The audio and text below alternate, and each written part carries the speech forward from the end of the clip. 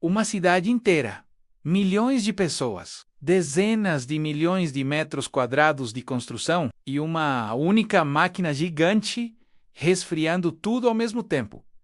Não é ficção científica. Está acontecendo agora em Shenzhen, China. O sistema começou como um experimento simples. Em 2016, engenheiros perceberam um problema óbvio, mas negligenciado. Cada prédio tinha seu próprio ar-condicionado, cada um consumindo eletricidade separadamente, cada um expelindo calor para a rua. Era ineficiência em escala urbana. A solução não foi construir mais aparelhos, foi eliminar quase todos eles. Em vez disso, uma central subterrânea produz água gelada continuamente. Essa água percorre quilômetros de tubulação abaixo das ruas e chega aos edifícios. Dentro de cada prédio, um trocador de calor remove o aquecimento interno. A água, agora mais quente, retorna à central para ser resfriada novamente. É um ciclo fechado. Uma rede, uma máquina urbana, mas chegou aqui depois de 3 gerações completamente diferentes de protótipos, cada uma enfrentando desafios técnicos que ninguém havia previsto. A história dessa máquina gigante é a história de como engenheiros aprenderam que resfriar uma cidade é infinitamente mais complexo do que resfriar um prédio. O protótipo V1 foi concebido em 2014, 2 anos antes da implementação real. A ideia era brutalmente simples no papel. Uma central de resfriamento com capacidade de 50 megawatts térmicos, localizada em uma área industrial a 8 quilômetros do centro da cidade. 4 compressores de amônia alimentados por eletricidade. Capacidade de produzir 15 mil metros cúbicos de água gelada por hora, mantida entre 5 e 7 graus Celsius. A tubulação principal tinha 1,2 metros de diâmetro, feita de aço carbono, com cada uma pesando 340 kg, capazes de transferir até 8 megawatts térmicos por unidade. No papel, tudo funcionava. Os modelos computacionais mostravam eficiência de 89%. A temperatura da água sairia da central a 6 graus e chegaria aos prédios a 8 graus, devido ao aquecimento durante o transporte. Os edifícios receberiam resfriamento contínuo. A economia de energia comparada a aparelhos individuais nos primeiros 3 dias, tudo funcionou conforme esperado. No quartel Dai, um problema apareceu. A corrosão começou, não uma corrosão lenta, uma corrosão acelerada. As tubulações internas da central estavam desenvolvendo pequenas perfurações, liberando gotículas de amônia. O problema não era o material, era a água. A água que saía da central a 6 graus Celsius estava congelando microscópicos cristais de gelo nas paredes internas das tubulações. Esses cristais criavam pequenas fissuras no isolamento interno, permitindo que a amônia entrasse em contato com o aço carbono. E amônia, em contato com aço carbono puro, em ambiente aquoso, gera corrosão eletroquímica em velocidade exponencial. Em 96 horas, 3 pontos diferentes da rede de distribuição tinham pequenos vazamentos. O sistema perdeu 18% de sua carga refrigerante. A pressão caiu. A eficiência despencou para 34%. A máquina não conseguia mais manter a temperatura.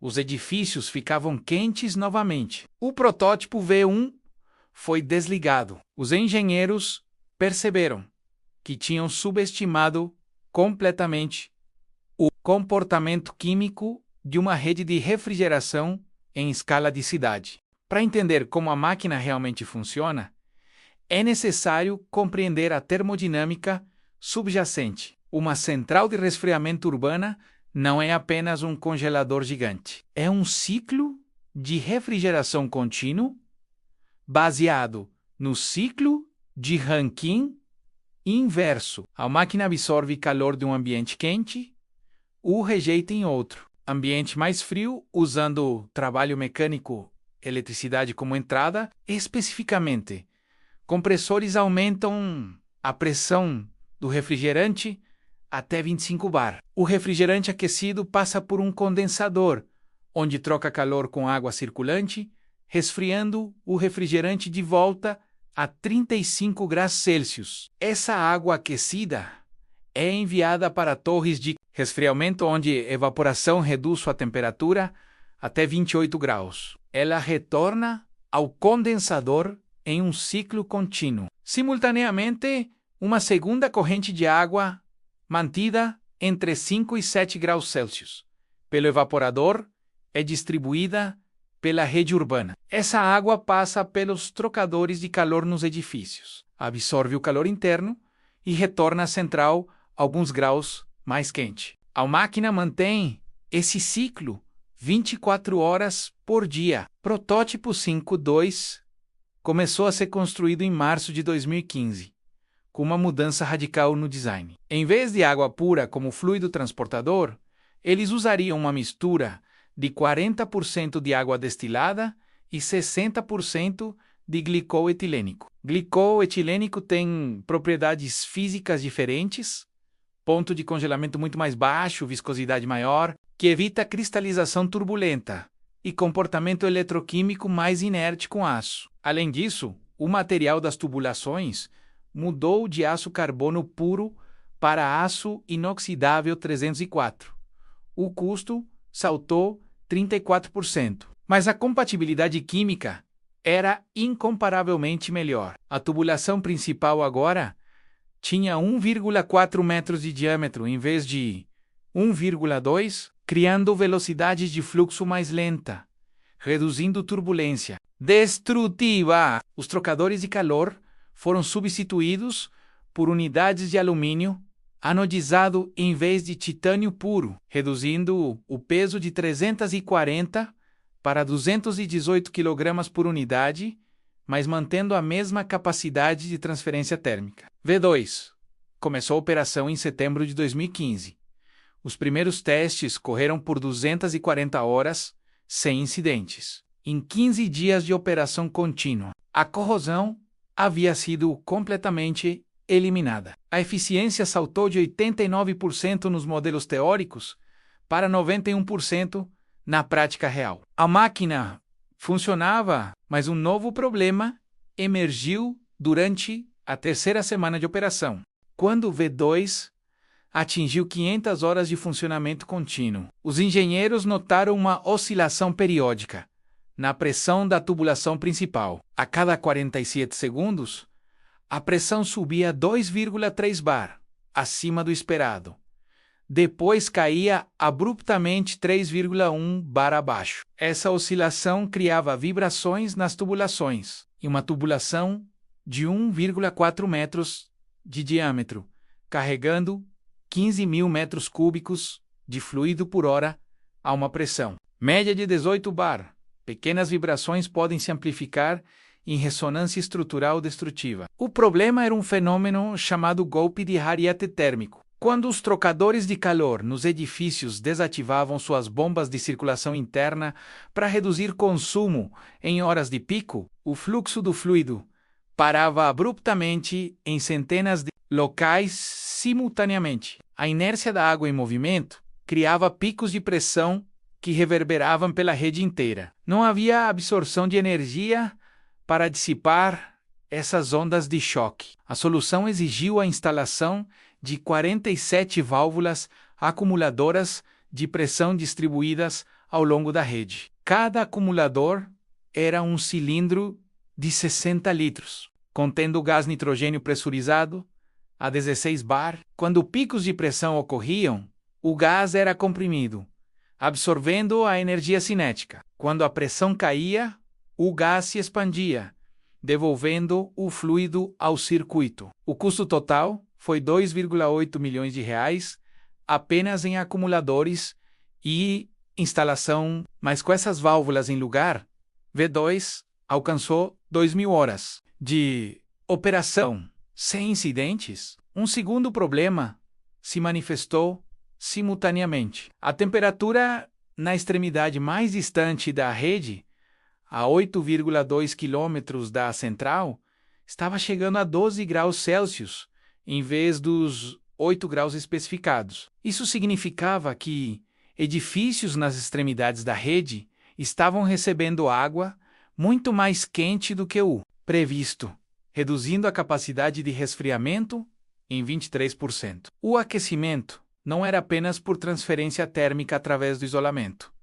Era por atrito viscoso. O fluido de glicol etilênico tinha viscosidade 2,8 vezes maior que água pura. Embora isso tivesse resolvido o problema de corrosão, criava enorme resistência ao fluxo. A fricção interna aquecia o fluido enquanto ele viajava pela rede. A solução exigiu aumentar o diâmetro da tubulação principal de 1,4 para 1,6 metros e adicionar 3 estações de bombeamento intermediárias ao longo do percurso de 8,2 quilômetros. Isso reduzia a velocidade do fluxo e, consequentemente, as perdas por fricção. O novo desenho operava a apenas 4,8 kW por quilômetro de tubulação, em vez de 18 kW anteriores. A temperatura na extremidade distante caiu para 8,6 graus,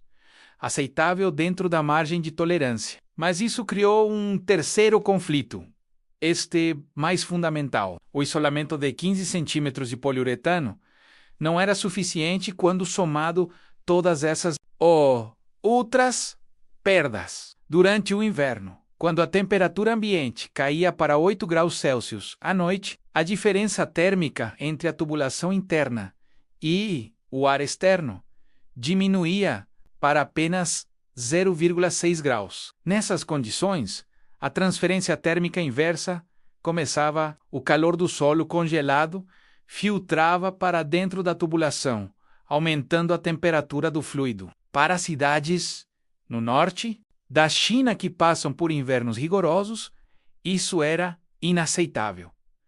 O isolamento foi aumentado para 25 centímetros. Isso adiciona 180 toneladas de material por quilômetro de tubulação. O peso total da rede subterrânea aumentou 31%. Os fundos para o projeto estavam chegando ao limite. Os engenheiros perceberam que V2 tinha funcionado, mas era uma máquina feita de compromissos. Cada solução criava novos custos, novo peso, nova complexidade. Protótipo 5.3, construído entre dezembro de 2015 e julho de 2016, foi fundamentalmente reimaginado. Em vez de tentar corrigir os problemas de V2, adicionando componentes, os engenheiros redesenharam a máquina do zero. Com tudo que aprenderam, a viscosidade do fluido era o problema central. Eles desenvolveram uma mistura refrigerante customizada.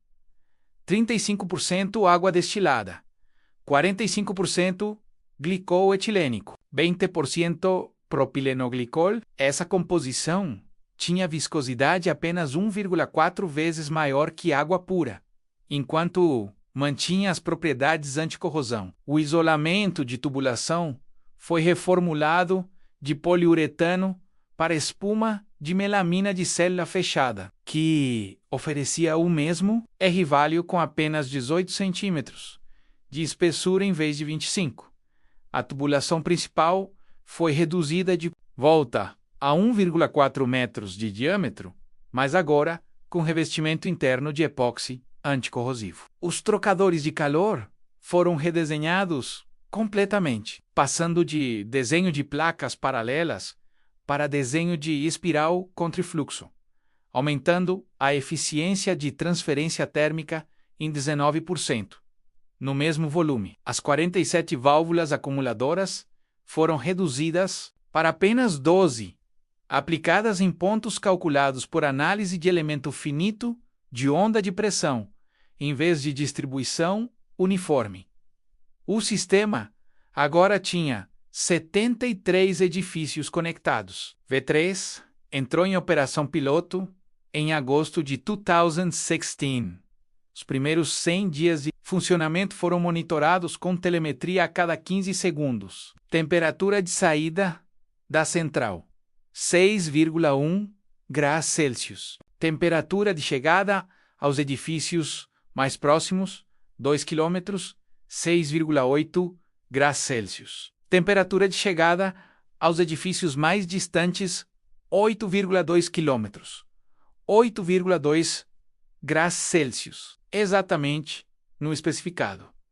Eficiência energética, 87%. As perdas por corrosão, 0 detectável. As oscilações de pressão menores que 0,8 bar, bem dentro da tolerância de 2 bar. A máquina havia finalmente convergido para um design estável, mas V3 revelou uma limitação técnica real que nenhum redesenho poderia eliminar completamente. A máquina só funcionava de forma ótima quando a temperatura ambiente estava abaixo de 34 graus Celsius. Acima disso, a eficiência das torres de resfriamento caía porque a diferença térmica entre o fluido a 28 graus e o ar ambiente diminuía. Em ondas de calor extremas, quando as temperaturas urbanas ultrapassavam 42 graus, a máquina tinha que reduzir sua capacidade de 50 megawatts para 34 megawatts térmicos. Isso significava